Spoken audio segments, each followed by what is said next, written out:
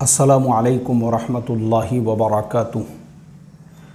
बिस्मिल्लाहिर्रहमानिर्रहीम नहमदुहु व नुसल्ली अला रसूलिहिल करीम अम्मा बाद। मोहतरम भाइयों, बुज़ुर्गों, दोस्तों, हज़रत जी मौलाना यूसुफ़ साहब रहमतुल्लाह अलैह फरमाते थे कि अल्लाह तबारक व तआला दुनिया की इन दोनों ज़ालिम हुकूमतों को तोड़ेगा। एक तो सोवियत यूनियन को तोड़ेगा और दूसरे अमेरिका को तोड़ेगा। अच्छा, हज़रत जी मौलाना यूसुफ़ साहब रहमतुल्लाह अलैह की ये जो पेशन गोई है सोवियत यूनियन के टूटने से बहुत सालों पहले की है, क्योंकि सोवियत यूनियन जो है वो 1991 दिसंबर 1991 में सोवियत यूनियन के टुकड़े टुकड़े हो गए। सोवियत यूनियन 15 हिस्सों में यानी 15 मुल्क उससे अलग अलग हो गए और उनकी पेशन गोई। अब उनका इंतकाल कब हुआ था? 2 अप्रैल 1965 को हज़रत जी मौलाना यूसुफ़ साहब रहमतुल्लाह अलैह का इंतकाल हुआ।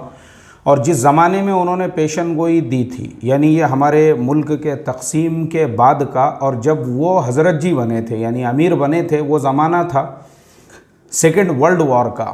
1944 में हज़रत जी मौलाना इलियास साहब रहमतुल्लाह अलैह का इंतकाल हुआ और उसी वक्त में मशवरे से हज़रत जी मौलाना यूसुफ़ साहब रहमतुल्लाह अलैह को अमीर बनाया गया।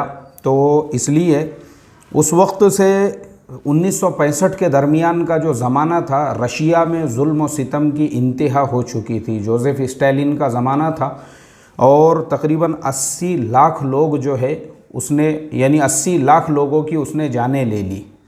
तो हज़रत जी मौलाना यूसुफ़ साहब रहमतुल्लाह अलैह ने उस ज़माने में ये पेशन गोई की थी कि ये ज़ालिम हुकूमतें अल्लाह इनको तोड़ेगा।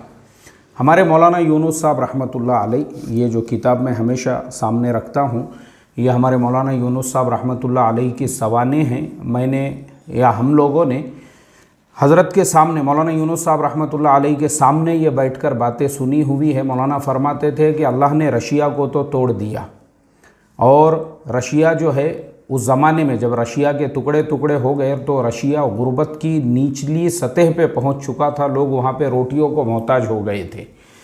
इसीलिए रशिया जो है इकोनॉमिकल क्राइसिस हुई, मुल्क ख़ुद का संभाले नहीं जा रहा तो पूरी यूनियन कहाँ से संभालेंगे। इसलिए रशिया के टुकड़े टुकड़े हो गए, 15 मुल्कों में सोवियत यूनियन बढ़ गई। उसके बाद फरमाते थे कि अगला नंबर अमेरिका का है, और मैं आपको बता दूँ कि अब अमेरिका का नंबर आ चुका है। 2 रोज़ पहले शी जिनपिंग का बयान है, अमेरिका आग से खेलना बंद कर दे वरना उसके हाथ जल जाएंगे। यही सेम टू सेम जुमले हैं। नैन्सी पेलोसी जो अमेरिका के कैबिनेट की स्पीकर है, उसने अचानक में ताइवान का दौरा किया, और जब उसने ताइवान का दौरा किया तो चीन एकदम तिल मिला गया और चीन ने फ़ौरन बयान दिया कि अमेरिका आग से खेल रहा है, अमेरिका आग से खेलना बंद कर दे वरना उसके हाथ जल जाएंगे।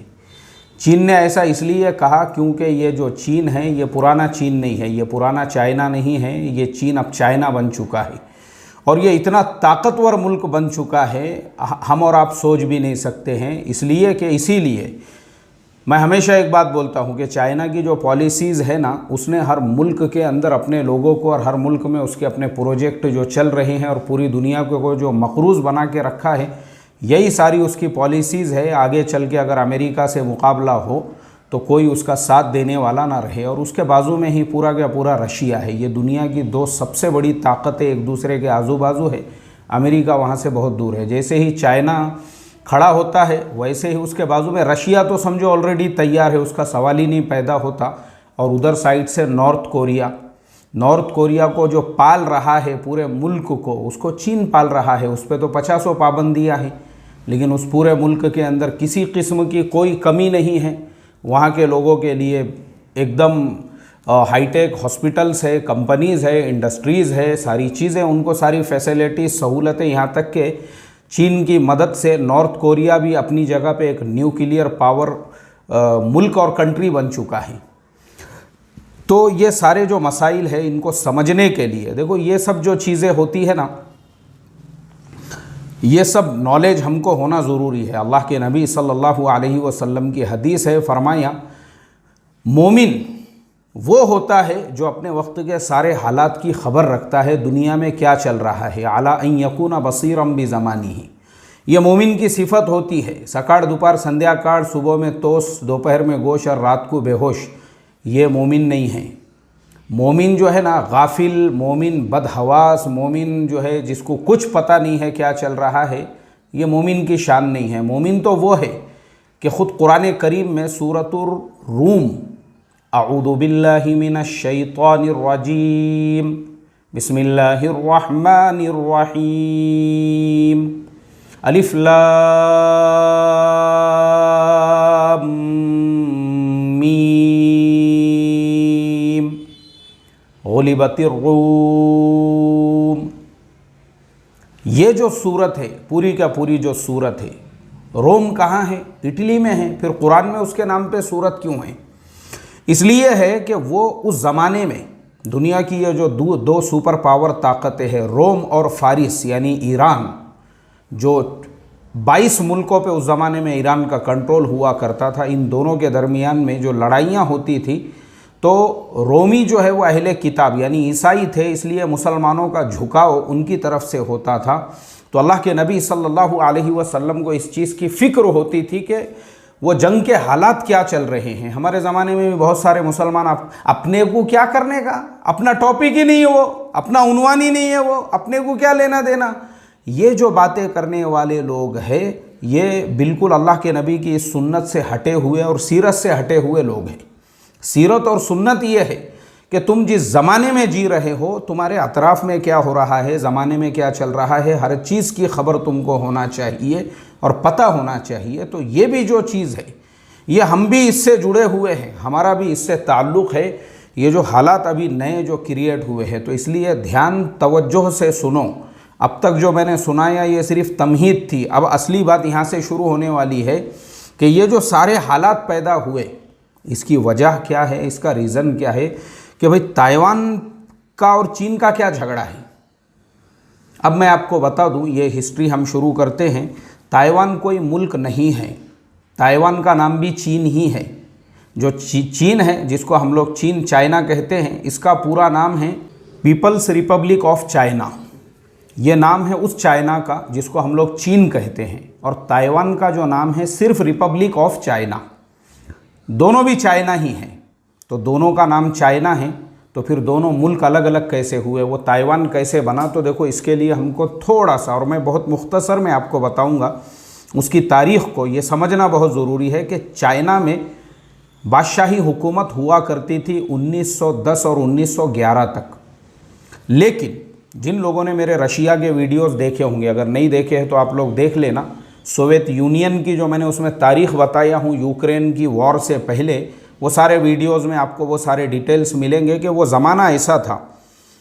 रूस के अंदर भी उस ज़माने के अंदर वहाँ पर भी बादशाही हुकूमत हुआ करती थी, वहाँ के बादशाह को ज़ार कहते थे। लेकिन वो ज़माना ऐसा था कि कार्ल मार्क्स जो उनके ख़यालात थे, जो उनके नज़रियात थे, तो जो व्लादिमीर लेनिन थे, जिन्होंने 1917 के अंदर रशिया में एक नया इनकलाब, एक नया रिवॉल्यूशन लेकर आ गए, और वो रशिया को जो है उन्होंने एक कम्युनिस्ट मुल्क बना दिया। क्योंकि कार्ल मार्क्स के जो नज़रियात थे उसमें थोड़ा सा चेंजेस किया और पूरे रशिया को उन्होंने अपने कंट्रोल में लिया। और क्या किया उन्होंने रशिया के अंदर?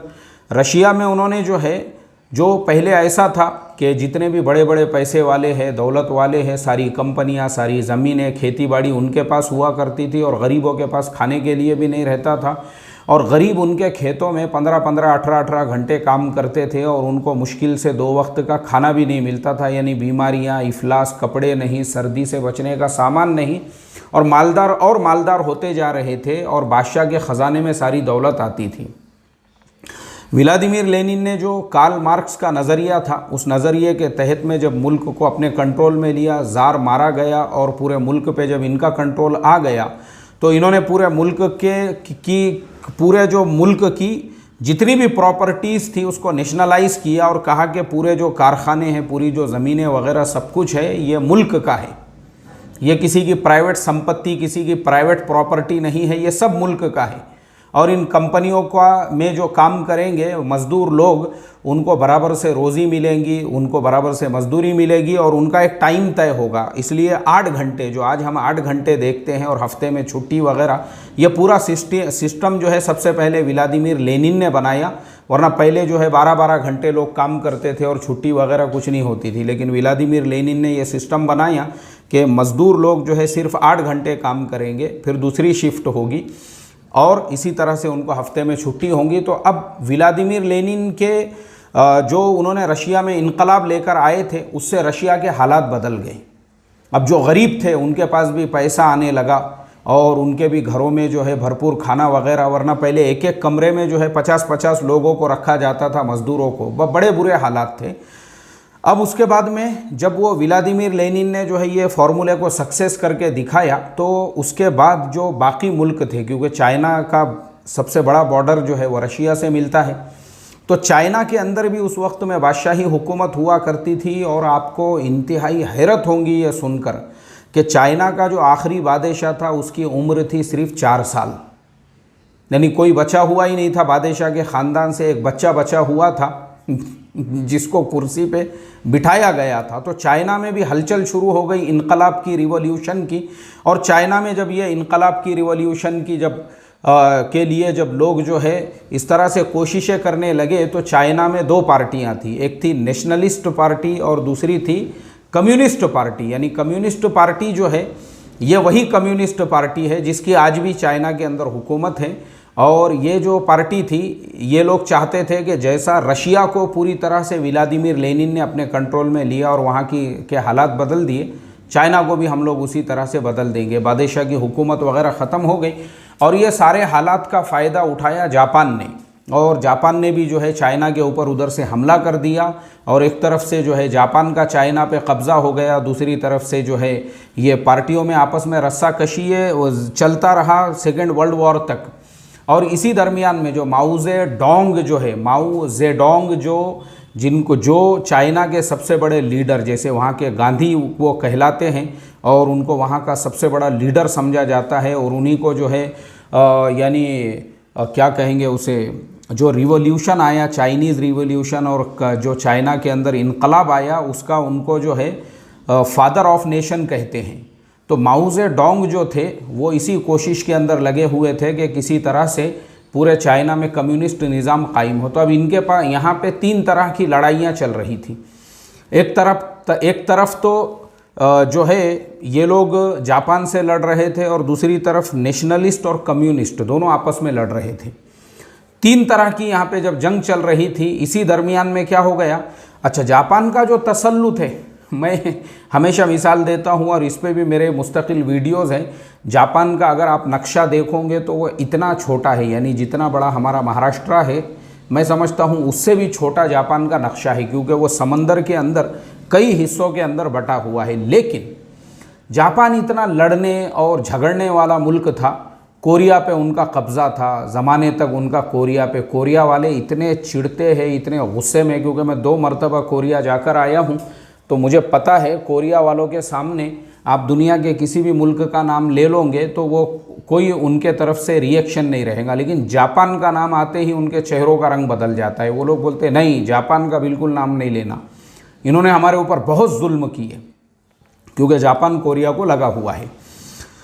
तो जापान का कोरिया के बाद चाइना, अच्छा आधे से ज़्यादा चाइना पे, आप सोचो चाइना इतना बड़ा मुल्क, आधे से ज़्यादा चाइना, नीचे वियतनाम के बाजू से लेके हमारे इंडिया तक, यानी सुभाष चंद्र बोस ने जो आज़ाद हिंद आर्मी बनाए थे और उन्होंने सिंगापुर के अंदर ही जापान की आर्मी के साथ में एक एग्रीमेंट किए थे कि दोनों मिलकर जो हमारा जो म्यांमार होते हुए मणिपुर के रास्ते से अंग्रेज़ों पे अटैक करेंगे और मुल्क को अंग्रेज़ों से आज़ाद कराएंगे। इस तरह से उनका पूरा एक प्रोग्राम बना हुआ था सुभाष चंद्र बोस का, जो उन्होंने जापान आर्मी के साथ में ही मिलकर बनाया था, क्योंकि उधर से जापान ऑलरेडी काफ़ी आगे बढ़ चुका था। लेकिन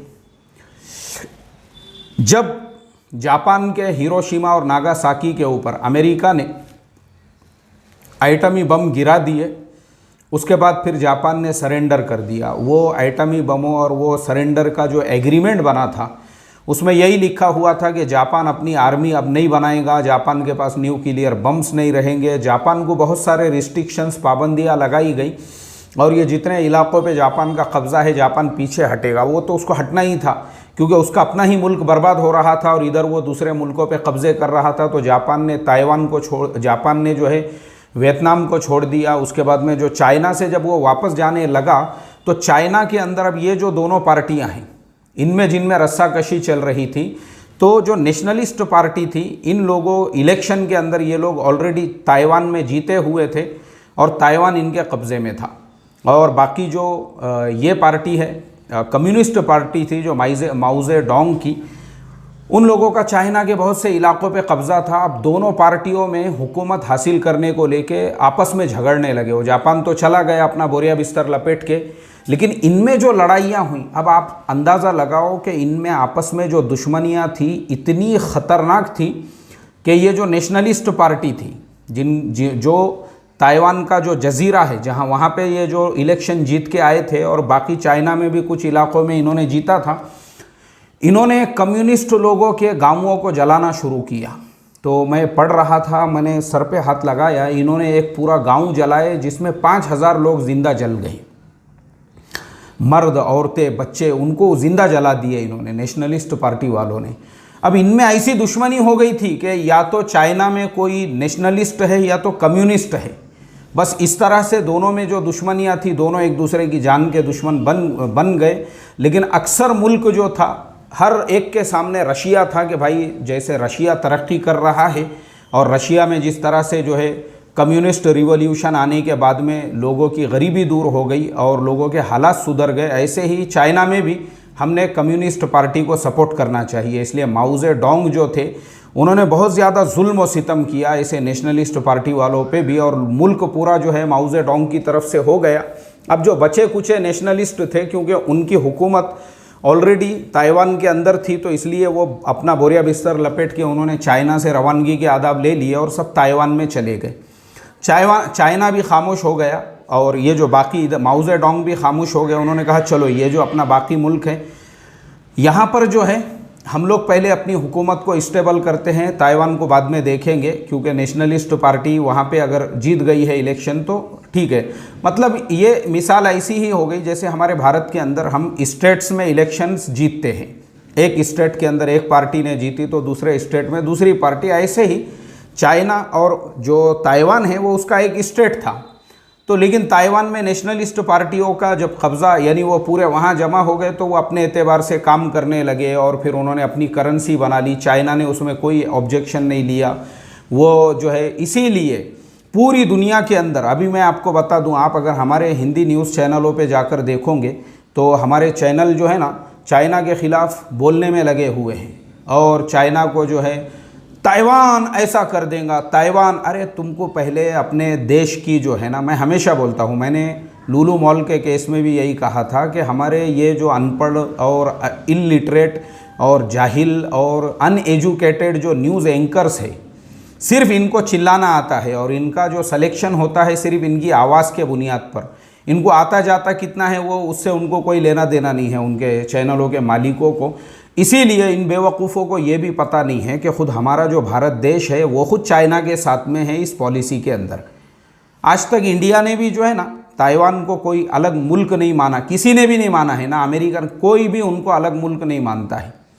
समंदरों के अंदर जो छोटे छोटे जजीरे हैं, हाइती वगैरह, ऐसे लोग जो है वो ताइवान को कोई मुल्क शायद मानते होंगे, बाकी दुनिया में कोई नहीं मानता, क्योंकि सब लोगों को पता है कि भाई ताइवान कोई मुल्क है ही नहीं, वो भी खुद चाइना ही है, चाइना का ही एक हिस्सा है। एक अलग पार्टी वहाँ इलेक्शन जीती है इस वजह से। अब प्रॉब्लम क्यों क्रिएट हुआ? प्रॉब्लम इसलिए क्रिएट हुआ क्योंकि अभी जो प्रॉब्लम, जो करंट जो नया जो कॉन्फ्लिक्ट क्रिएट हुआ है वो इसलिए क्योंकि अमेरिका की जो कैबिनेट की ये है चेयरपर्सन है नैन्सी पेलोसी, उसने ताइवान का अचानक में सफ़र किया। हालांकि ये एग्रीमेंट के ख़िलाफ़ है, क्योंकि ताइवान से रिलेटेड जो भी बात रहेगी वो चाइना से की जाएगी, तुम डायरेक्ट वहाँ नहीं जा सकते, ऐसे सारे जो है ना, यानी ये सब बातें तय है अक़वाम मुत्तहिदा के तहत में, यानी जिसे हम लोग कहेंगे मशवरे से सब कुछ तय है पहले से।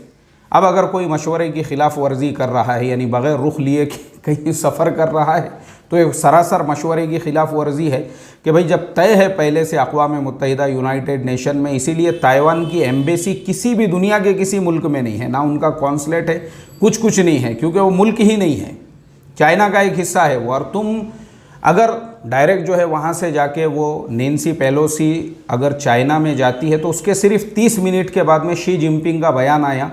उन्होंने कहा अमेरिका आग से खेलना बंद कर दे, अमेरिका आग से खेल रहा है वरना उसके हाथ जल जाएंगे।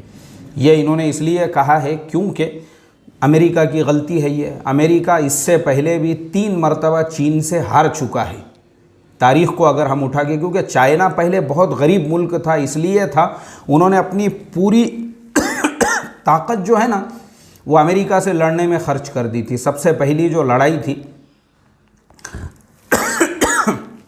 अल्हम्दुलिल्लाह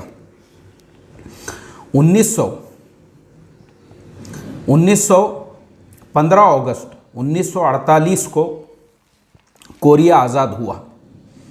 कोरिया जब आज़ाद हो गया जापान से ही, मैंने बताया ना आपको वहाँ पे भी जापान का कब्ज़ा था, जापान से जब कोरिया आज़ाद हो गया 15 अगस्त 1948 को, उसके बाद में दोनों कोरिया में जो है ना ज़बरदस्ती अमेरिका, देखो अमेरिका की मिसाल जो है ना, उसकी मिसाल कैसी है पता है, मैं आपको बताता हूँ। अमेरिका की मिसाल जो है ना उस पड़ोसी के जैसी है, उस पड़ोसी के जैसी है जो अपने पड़ोस के घर में 2 भाइयों में झगड़े लगाए और एक भाई को बोले दुकान ले अलग करके तू, हम तेरे साथ में है, अरे हम तुझे नया धंधा खड़े करके देते, तेरा भाई जुल्म कर रहा तेरे ऊपर। ये जिसको बोलते हैं ना भयकाना, वरगलाना, झगड़े लगाना, अमेरिका ने सेम वैसा ही किया हर मुल्क में। ये जो कोरिया के 2 टुकड़े हुए इसका ज़िम्मेदार अमेरिका, और वियतनाम के भी अमेरिका ने 2 टुकड़े कराया था, अमेरिका ने यमन के 2 टुकड़े कराया था, अमेरिका ने जर्मनी के, मतलब अमेरिका की पॉलिसी ही ये है इनमें झगड़े लगाओ 2 भाइयों को, यानी खुद एक ही मुल्क के लोगों को। क्योंकि मैं कोरिया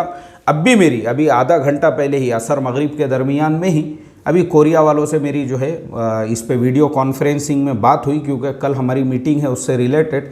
तो मैं उन लोगों से, मेरे ऐसे रिलेशन से कि मेरी कम से कम हर 2-4 दिन में बातचीत होते रहती है, तो वहाँ के पूरे हालात और हर चीज़ अल्हम्दुलिल्लाह मैं उनसे पूछते रहता हूँ। मेरे जो स्टूडेंट्स वगैरह भी हैं वहाँ पर, तो मैं उन लोगों ने जो बताते हैं वो लोग वो ये बताते हैं कि कोरिया में, दोनों कोरिया साउथ है या नॉर्थ है, ये दोनों एक ही कबीले के लोग हैं, एक ही ख़ानदान के लोग हैं। इनमें कोई ऊंच नीच नहीं है, इनमें कोई जातिवाद भी नहीं है। मतलब ये भी नहीं है कि किम कबीला जो है वो ऊंचे ख़ानदान का है और ली जो है वो नीचे ख़ानदान, क्योंकि कोरिया में हर आदमी के नाम में आपको किम या ली, ये दोनों में से कुछ ना कुछ मिलेगा, या तो किम होगा या तो ली होगा।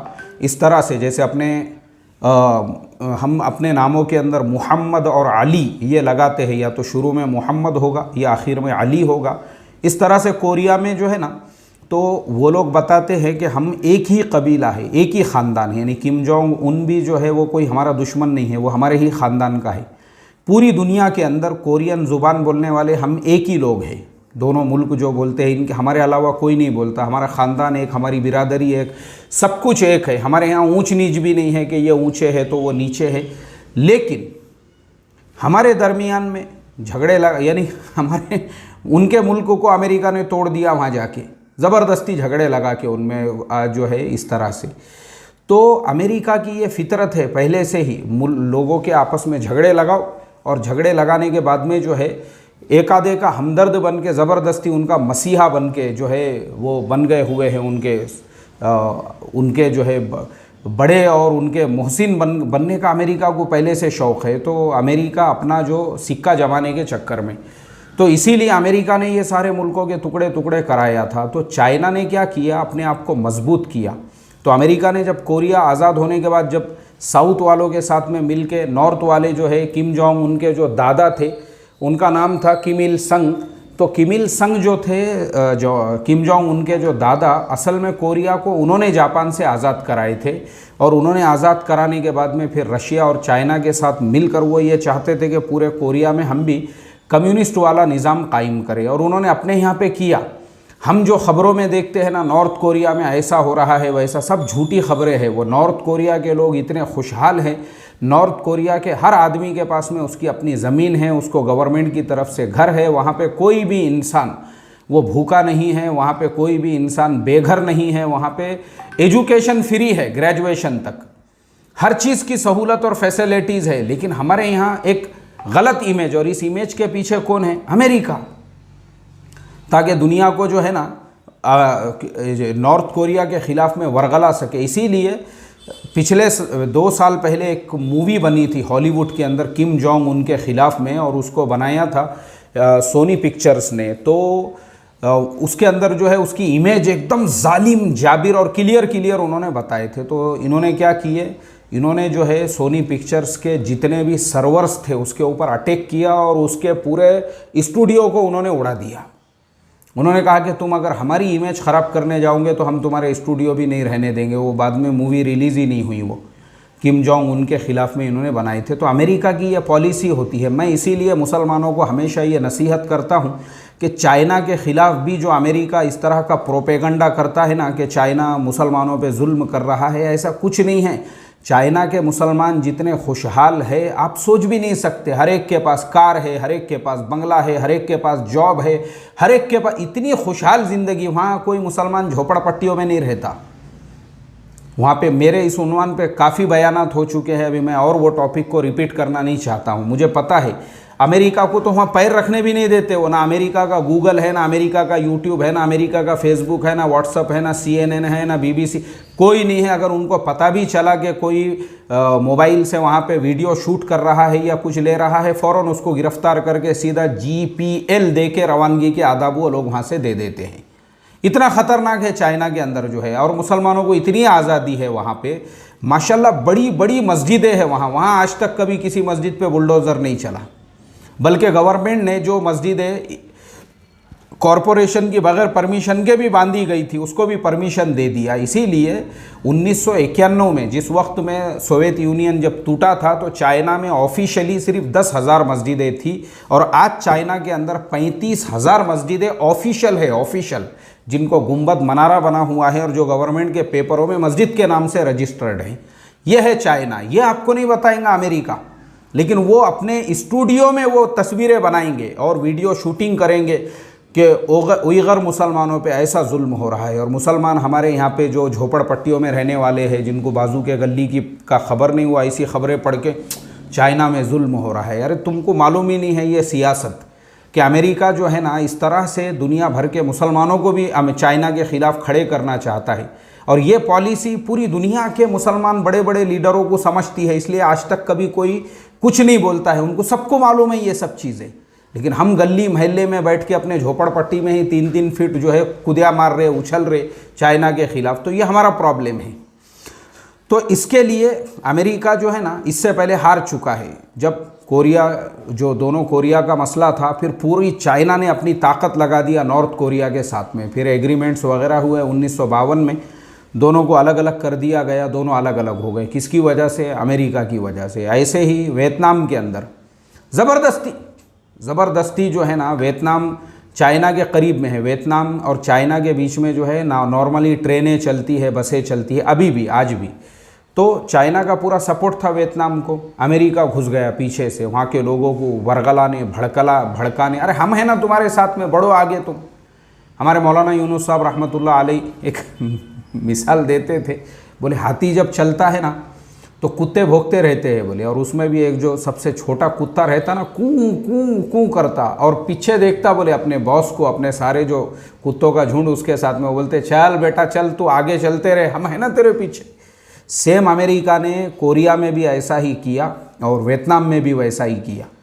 वहाँ के जो लोकल लोग थे, लीडर जो थे हुकूमत के ख़िलाफ़ अपोजिशन में, हमारे यहाँ पे भी होते हैं ना अपोजिशन लीडरों को ख़रीद के, वरगला के, भड़का के, उकसा के और अपनी जो है आर्मी घुसा दिया वियतनाम में।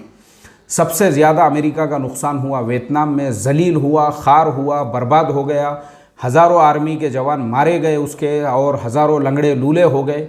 फिर भी उसका दिमाग ठिकाने पे नहीं आया। फिर अभी आने के बाद में जो है अफ़गानिस्तान में जलील व खार हुआ। जहाँ पे भी अमेरिकन आर्मी गई ना, वहाँ से सिर्फ जलील होके वो वापस आए, उसके अलावा उनको कुछ हाथ में नहीं आया। अब वो चाइना पुराना चाइना नहीं है। मैं आपको बता दूं, क्योंकि मैं जब चाइना गया था उस वक्त में वहाँ के अपने यहाँ के 6 रुपये में वहाँ का 1 रुपया आता था। और अब जो है मैं समझता हूँ अब जो है रेट काफ़ी बढ़ चुका है। अब जो है कम से कम 11-12 रुपये, यानी डबल का जो है चाइनीज़ युआन जो है 11 रुपये 78 पैसे का। मुझे अच्छी तरह याद है 6 रुपये, मुझे याद है 6 रुपये इसलिए भी याद है क्योंकि मैंने वहाँ से जो है बहुत सारा सामान जब लेकर आया था तो माशाल्लाह वो काफ़ी सस्ते के अंदर जो है हमको 6 रुपये के हिसाब से मिला था वो, यानी 6 रुपये अपने यहाँ के, वहाँ का 1 रुपया। और अब अगर हम देखते हैं तो वहाँ का एक तो अपने यहाँ के 12 रुपये हो रहे, 12.25 ये जो है ऑफिशियल रेट है, लेकिन इसके अंदर जो है अनऑफिशियल में जो है 12-13 रुपये उसका रेट आता है। तो इस तरह से अभी तो डबल हो गई वहाँ की करेंसी।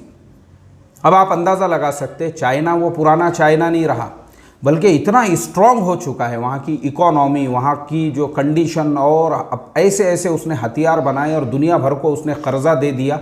रात में भी मैं एक रिपोर्ट देख रहा था कि पूरी दुनिया में हमारे शेयर मार्केट के चैनल पे ही देख रहा था, वो बता रहे थे कि पूरी दुनिया में जो इकोनॉमी है अभी भी निगेटिव में चल रही है। दुनिया में सिर्फ 3 मुल्क ऐसे हैं जो पॉजिटिव में हैं, उसमें पहले नंबर पे सऊदी अरबिया है, दूसरे नंबर पे ब्राज़ील है, तीसरे नंबर पे चाइना। ये सिर्फ 3 मुल्क दुनिया के अंदर ऐसे हैं जो मुल्कों की इकोनॉमिकल कंडीशन बहुत बेहतर है बाकी मुल्कों के मुकाबले में, वरना बाकी सारे मुल्क अभी निगेटिव के अंदर है। तो चाइना जो है ना उसने अपने आप को बनाया। अब ऐसे ऐसे हथियार आप सोच भी नहीं सकते चाइना के अंदर। पूरा चाइना वो कंट्रोल करते हैं सिर्फ कैमरों के ऊपर, बस पूरे मुल्क के ऊपर उनकी नज़र होती है। आपको वहाँ उनकी कहीं पुलिस नज़र नहीं आएंगी। और हमारे यहाँ पर जो है यानी अमेरिका के अंदर जो है ना, अमेरिका खाली रह गया बड़ी बड़ी बातों के अंदर, बड़ी बड़ी बातें और भीख मांग के खाते, या दूसरी मिसाल है कि बड़ी बड़ी बातें और वड़ा पाव खाते। इस तरह से जो है अमेरिका का हाल है। तो शी जिनपिंग को आया गुस्सा, उन्होंने कहा कि अमेरिका आग से खेल रहा है, अगर अमेरिका आग से खेलेगा उसके हाथ जल जाएंगे। तो अगर अमेरिका, क्योंकि अमेरिका में हर नया जो प्रेसिडेंट आता है ना उसको खुजली की बीमारी होती है और कुछ ना कुछ खुजा के वो जाता है। जैसे जो दोनों बाप बेटे बुश थे, दोनों भी जलील होकर गए, दोनों को भी जंग लड़ने का बहुत शौक़ था, दोनों ने अमेरिका को बर्बाद करके गए। अफ़गानिस्तान में लाखों हज़ारों फ़ौजी उनके मारे गए, लाखों करोड़ों अरबों खरबों मिलियनों बिलियनों डॉलरों का नुकसान हुआ, लेकिन अक्ल ठिकाने पे नहीं आई। बराक ओबामा थे, वो भी जलीलो खार होकर गए। उनके बाद में जो है सिर्फ डोनाल्ड ट्रंप, मुझे ऐसा लगता है वो बेचारे ने कॉमेडी करके पूरे मुल्क का इंटरटेनमेंट किया और सिर्फ वो बयान ही देते रहता था। और उसकी और किम जोंग उन की जो चलती थी कि किम जोंग उन ने बोला कि मेरे बाजू में जो बटन है, बोले ज़्यादा कम ज़्यादा करने का नहीं, बटन दबाया मैंने कि सीधा मिसाइल यहाँ से वहाँ। ये सब उनमें झगड़े चले और बाद में इतनी मोहब्बत पैदा हो गई दोनों के भी दरमियान में। मैं जिस टाइम पे कोरिया में था उसी टाइम पे वो दोनों की भी जो है मुलाकात हुई सिंगापुर के अंदर। और दूसरी मर्तबा मैं गया तो किम जोंग उन खुद कोरिया आए हुए थे और हम भी उस टाइम पे वहीं पर थे। तो मुझे कुरान करीम की वो आयत याद आ गई, अऊज़ु बिल्लाहि मिनश शैतानिर रजीम, बिस्मिल्लाहिर रहमानिर रहीम, वमन अहसनु क़ौलन मिम्मन दआ इलल्लाहि व अमिला सालिहन व क़ाला इन्ननी मिनल मुस्लिमीन वला तस्तविल हसनतु वलस सय्यिअह इदफ़अ बिल्लती हिय अहसन फ़इज़ल्लज़ी बैनका व बैनहु अदावतुन कान्नहु वलियुन हमीम। बाद वाली जो आयत है उसमें अल्लाह ताला ने फरमाया है अच्छाई और बुराई दोनों बराबर नहीं हो सकते। इदफ़ा बिल्लती ही आसन, बुराई को अगर दूर करना है तो उसको अच्छाई से दूर करो। अगर तुम इस तरह से करते हो तो फिर तुम्हारे दरमियान में ऐसी मोहब्बतें पैदा होगी। फ़इज़ल्लज़ी बैनका व बैनहु अदावतुन कान्नहु वलियुन हमीम, अल्लाह तुमको गहरा दोस्त बना देगा फिर। और ऐसा ही हुआ। पहले तो झगड़े चल रहे थे, मेरा बटन यहाँ पे है, ये बोलता था मेरा बटन वहाँ पे है, और बाद में एक दूसरे के साथ में मुलाकात हो गई और बहुत सारे एग्रीमेंट्स हो गए दोनों के दरमियान। बेचारे ट्रम्प साहब जो है वो टिके नहीं, या उनको टिकने नहीं दिया गया क्योंकि वो झगड़ालू आदमी नहीं थे। अब बाइडन आए हैं तो वापस से इनको भी खुजली शुरू हो गई ज़बरदस्ती। अभी चाइना को क्यों खुजाने का, चाइना ख़तरनाक मुल्क है, चाइना ने बोल दिया। तो क्योंकि इनके जवाल का वक्त आ चुका है अमेरिका का, इसीलिए हज़रत जी मौलाना यूसुफ साहब रहमतुल्लाह अलैह जो फरमाते थे ना, रशिया सोवियत यूनियन तो हो गए उसके रवानगी के आदाब। अब सोवियत यूनियन की ये कंडीशन है कि वहाँ के मुफ्ती आज़म साहब ने बयान दिए कि 1940 के बाद यानी 1950 तक इंशाअल्लाह पूरे रशिया के अंदर मुसलमानों की आबादी 50% से ज़्यादा होगी। आज वहाँ पे मुसलमानों की आबादी 30% है रूस के अंदर। 1950 तक इंशाल्लाह 50% से ज़्यादा मुसलमानों की आबादी होगी। इस उन्वान पे मेरा पूरा वीडियो है, वो देखो आपको सारे डिटेल्स समझ में आएंगे। मैंने उसका जो है सारा साइंटिफिक रीज़न्स हमने उसके अंदर बताए हुए हैं। तो खैर, अब मैं अपनी बात को ख़त्म करता हूँ, क्योंकि आज हमारा गश्त का दिन है और मुझे भी गश्त में जाना है फ़ौरन। लेकिन मैंने सोचा कि ये टॉपिक फिर पेंडिंग रहेगा, क्योंकि कल भी मेरा एक जगह सफ़र है, उसके बाद परसों भी एक जगह पे फिर हमारी साउथ कोरिया की मीटिंग है। तो वो टाइम का बहुत ज़्यादा प्रॉब्लम है। इसके लिए अपनी बात को मैं यहीं पे ख़त्म करता हूँ और अल्लाह ताला से दुआ करता हूँ कि अल्लाह तबारक व ताला बातिल को बातिल से टकराने के फ़ैसले फ़रमा और अल्लाह ताला पूरी दुनिया में हक़ को गालिब फ़रमा और अल्लाह ताला ज़ालिम को उसके ज़ुल्म की सज़ा अता फ़रमा। या तो ज़ालिम को हिदायत अता फ़रमा, अगर उसके मुक़द्दर में हिदायत ही नहीं है, उसको हिदायत ही नहीं चाहिए, बल्कि वो अपने जुल्म पे एकदम ये है, तो अल्लाह ताला वैसे ज़ालिमों के जो है हाथों से भी हुकूमतों को ख़त्म करने के फ़ैसले फ़रमा और अल्लाह ताला हक़ को गालिब करने के भी फ़ैसले फ़रमा। अस्सलामु अलैकुम व रहमतुल्लाहि व बरकातुहू।